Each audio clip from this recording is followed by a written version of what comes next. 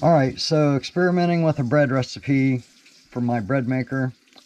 This is what I come up with. I'll go ahead and read the ingredients off. 233 grams of lukewarm water, 27 grams of olive oil, 23 grams of great value non-fat powdered milk, 313 grams of all-purpose flour, 21 grams of sugar, 7.5 grams of salt, 2 grams of yeast. I'm going to start out with my pan is on my kitchen scale. So I center or zero the scale with the pan on there. Then I add 233 grams of water. Tap water, about as hot as my sink will do it.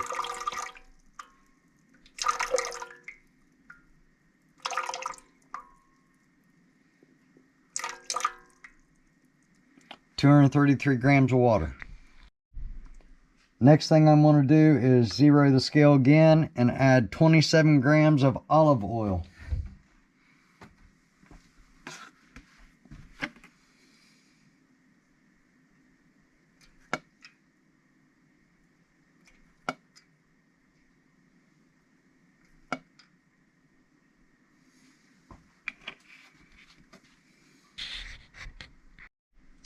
Next, I'll zero the scale again. I'm going to add 23 grams of great value powdered milk.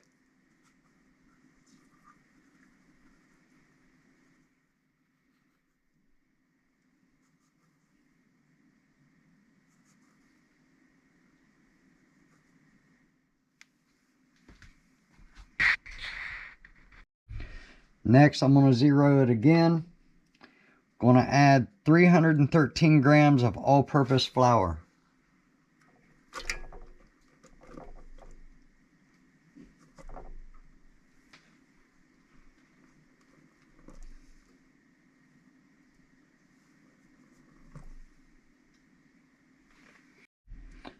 Next, I'll zero the scale again. We're going to add 21 grams of sugar.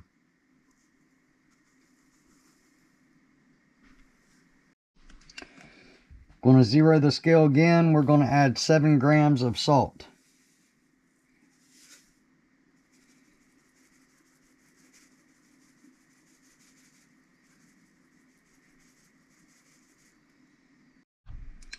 Going to zero the scale again. We are going to add 2 grams of yeast.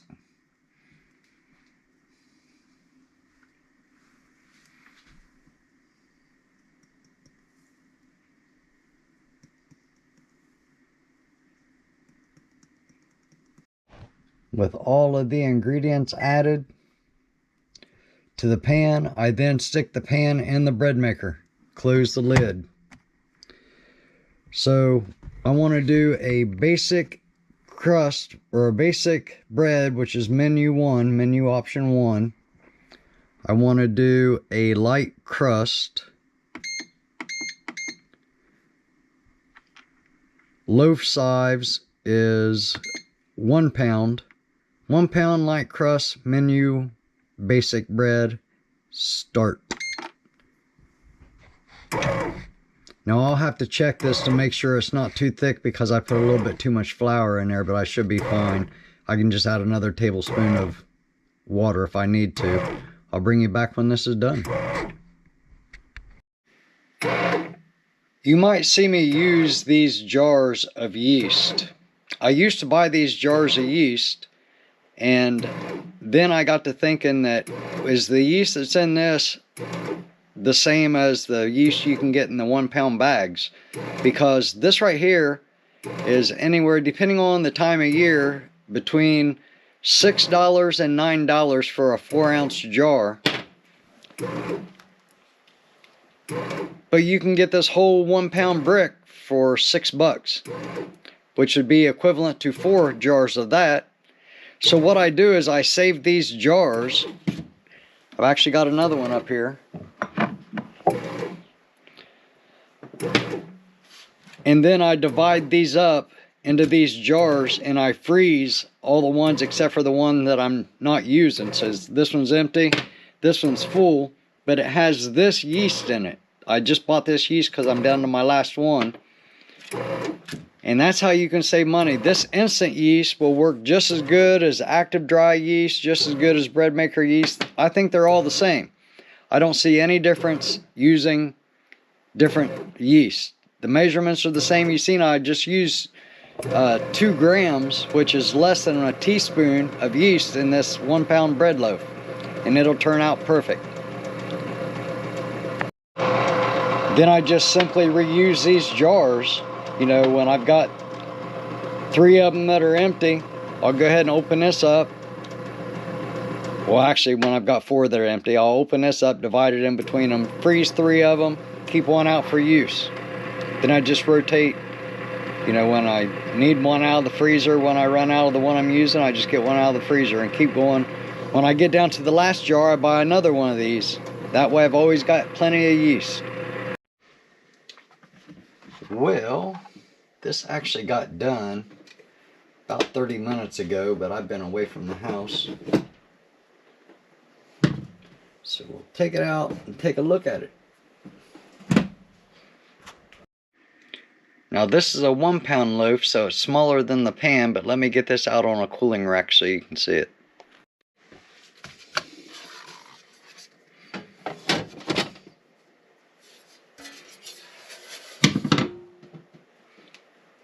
Nom nom nom. Now a 1 pound loaf is more closer to what a normal sandwich bread size is height wise, but it is a little bit wider because of the pan. A 2 pound loaf, it will be the same width but even taller, so that's why I started making the 1 pound loaves. But as you can see, this turned out really good.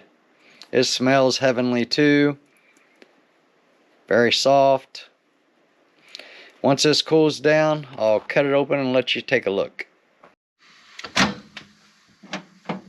It's not totally cooled down, but you know, I can't really ever wait until bread is fully cooled down before eating it.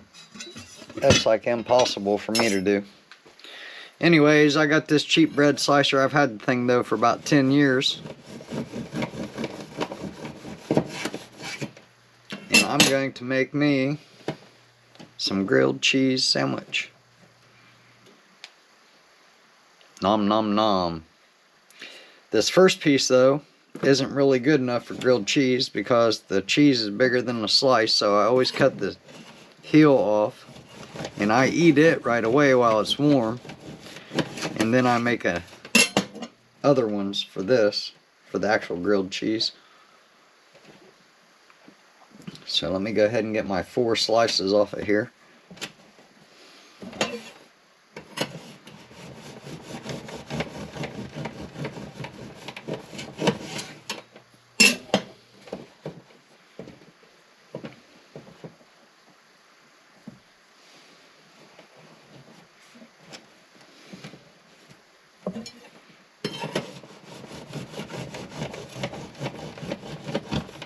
Uh-oh, I just hit the paddle.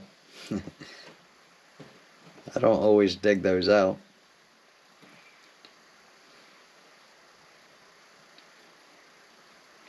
Let's see if I can go ahead and finish slicing this and then get it out. It'll make it a little bit easier, believe it or not.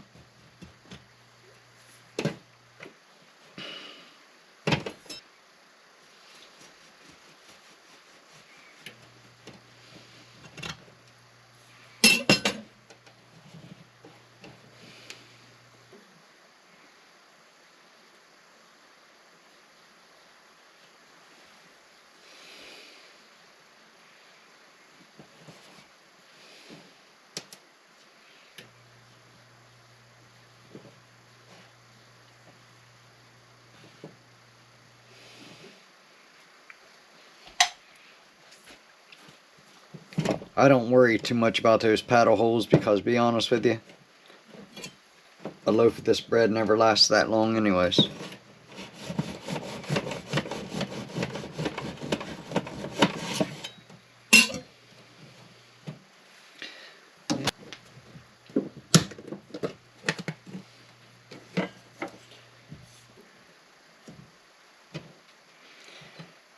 This piece right here ended up pretty thin. Way thinner than I would normally make.